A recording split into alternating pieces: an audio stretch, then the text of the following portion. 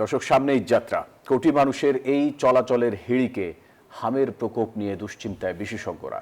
তারা বলছে এই সময়টাতে প্রাদুর্ভাব আরও বাড়তে পারে, তাই থাকতে হবে বাড়তি সতর্ক।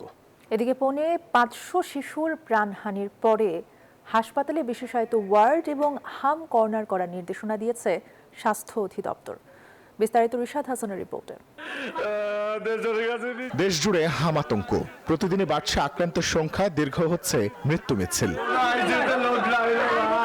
স্বাস্থ্য অধিদপ্তরের এমআই শাখার তথ্য বলছে হামে আক্রান্তের সংখ্যা 60,000 ছাড়িয়ে মৃত্যু পৌনে 500।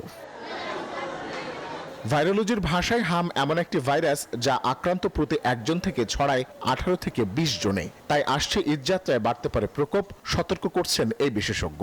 এখন সামনে তো ঈদও আছে, সে দেখা যাচ্ছে যখন বাড়িতে যাচ্ছে হয়তো আক্রান্ত হয়েছে, সে হয়তো পরিবারে বুঝে নেয়, হয়তো গ্যাসটাকে আমলে নেয়নি, তখন কিন্তু সে 18 জনকে ছড়িয়ে ফেলছে। এই যে ছড়ানো মাত্রা বাড়লে ঝুঁকিটা বেড়ে যায়, মৃত্যু ঝুঁকিটা।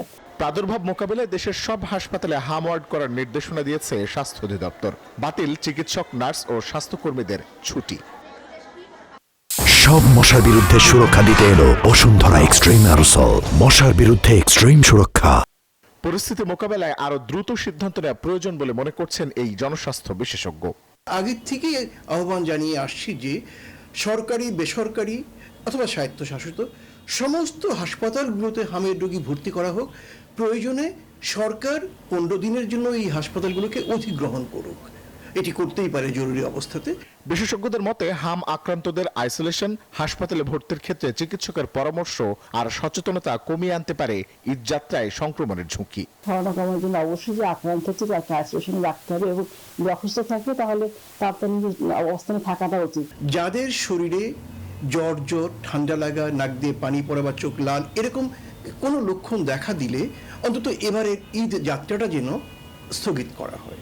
হামের টিকা নেওয়ার অন্তত 4 সপ্তাহ পর শরীরে অ্যান্টিবডি তৈরি হয়, তাই টিকা নেওয়া মানেই সংখ্যামুক্ত এমন মনোভাব থেকে বেরিয়ে আসার পরামর্শ বিশেষজ্ঞদের। রিশাদ হাসান, নিউজ 24, ঢাকা।